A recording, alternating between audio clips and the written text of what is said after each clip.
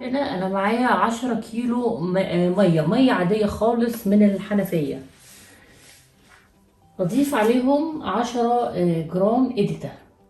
الاديتا بتقضي على عسر الماء.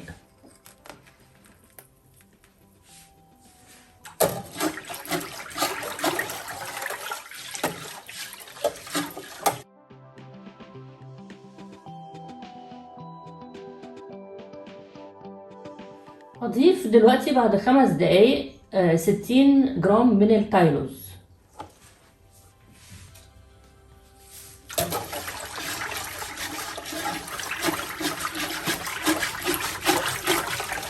بضيفه تدريجي، خلي بالكم عشان ما يكلكعش معايا ومع التقليب المستمر.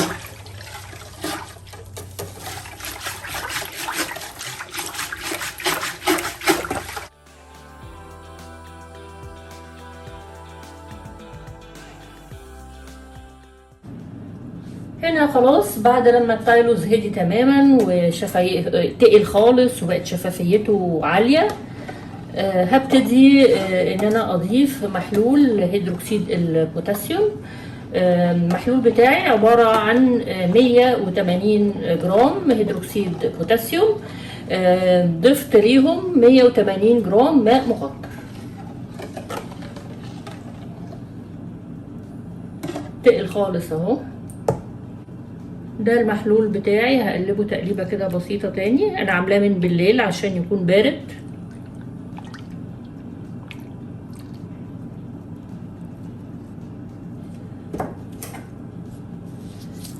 هنزل كده مع التقليب.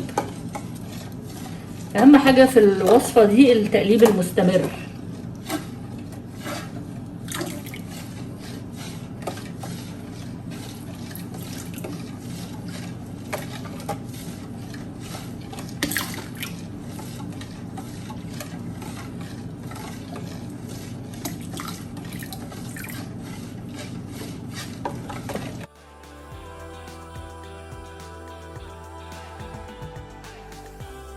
دلوقتي انا هضيف معاكم كيلو من السلفونيك اسيد. السلفونيك اسيد ده بيعادل القلوية بتاعة محلول هيدروكسيد البوتاسيوم. وده شكل السلفونيك، بستخدم سلفونيك شفاف، خدت منه كيلو.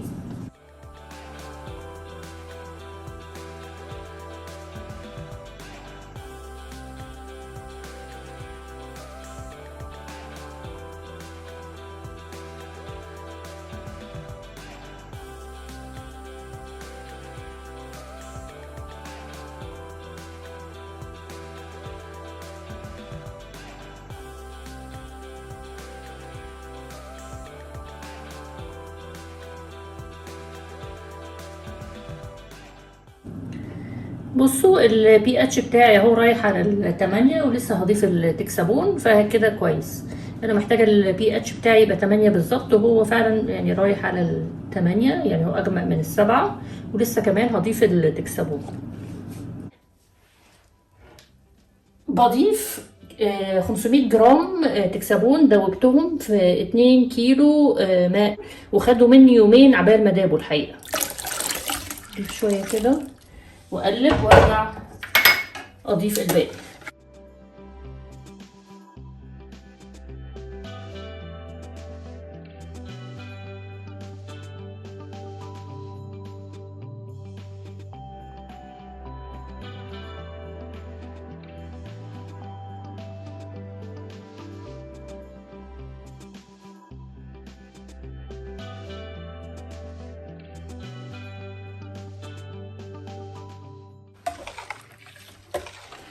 مهم قوي في التكسبون ان احنا نقلب في اتجاه واحد.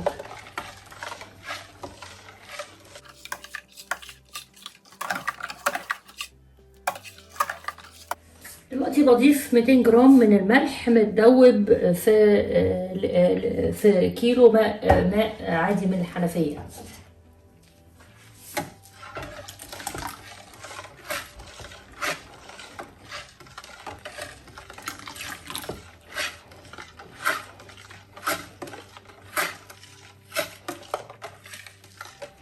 الملح ده هو اللي هيتقل لي الصابون بتاعي، وانا استخدمت ملح الطعام العادي.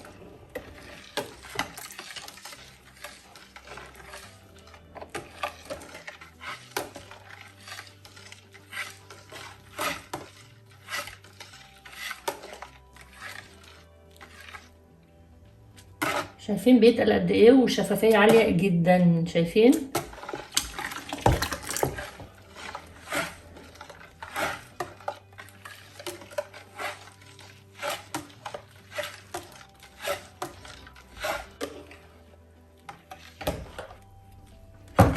انا شايفة انه تقله كده يعني معقول جدا وبقى تقيل قوي، فانا مش عايزة اضيف اكتر من كده ملح.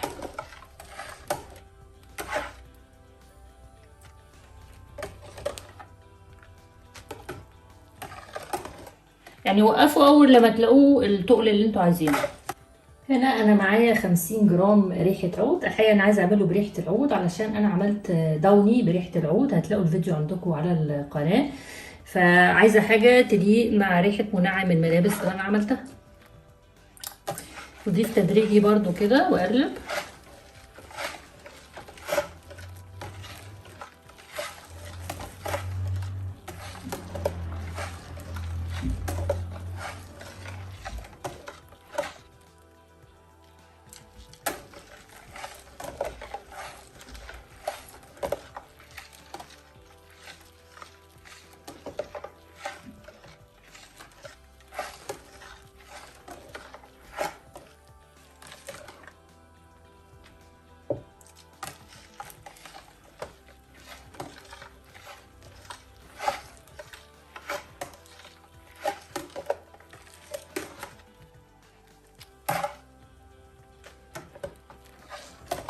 المادة الحافظة بتاعتي 100 جرام من البيوكرول WS1.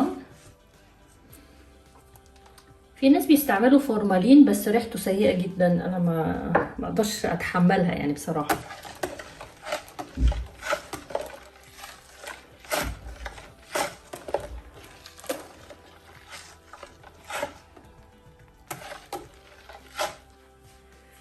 وهضيف لون، انا ما عنديش غير اللون الاخضر ده، فانتوا تقدروا تضيفوا اي لون تاني لو حابين.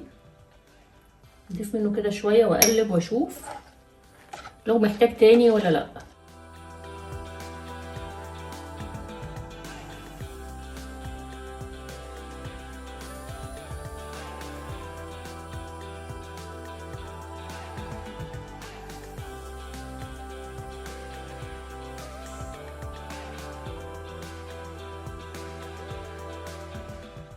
هضيف 140 جرام من مانع الرغوة.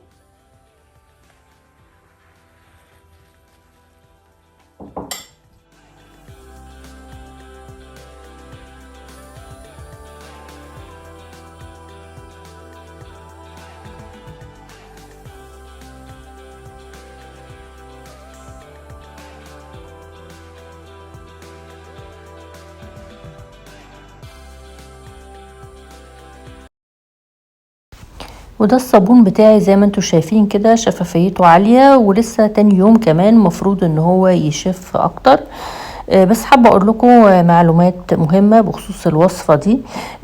انا البي اتش بتاعي طلع الحمد لله مظبوط. لو طلع البي اتش بتاعك واطي يبقى تعادلي البي اتش بمحلول هيدروكسيد البوتاسيوم ويكون مخفف بزيادة، يعني ما تخففيه بميه كتير كمان علشان ما يعملكيش خطوط في الصابون بتاعك.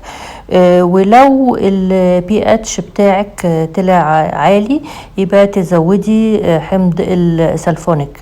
انا ما كملتش الكيلو بحاله بتاع السلفونيك اسيد، وكنت شايله حبه زياده علشان لو طلع معايا عالي كنت هخفضه بالسلفونيك. لقيته مظبوط فما كملتش بقيه الكيلو السلفونيك. وبرده محلول الملح لو تلاحظوا انا لقيت انه خلاص بقى سميك كفايه فما كملتش الكميه كلها. يعني خلي عندك سنس كده في الوصفه شويه، وان شاء الله تجربوها وتعجبكم. منتج جميل جدا جدا جدا، حلو قوي يعني، وطبعا موفر جدا عن انك تشتري، وبتحطي الروائح اللي انت عايزاها بالتركيز اللي انت عايزاه. يعني انا حطيت 50 جرام علشان ما كلفش الوصفة عليكم قوي. لو انتوا حابين تزودوا حتى لغاية 100 مفيش مشكلة، بس تضيفوا تدريجي، مش تضيفوا العطر مرة واحدة، يعني تدريجي وتقلبوا. بس دي المعلومات اللي انا كنت حابة ان انا اقولها لكم. ولو عجبكم الفيديو ما تنسوش بقى لايك وسبسكرايب وتفعلوا الجرس، وعايزة شير كتير كتير كتير وكومنتات كتير كتير. شكرا للمشاهدة.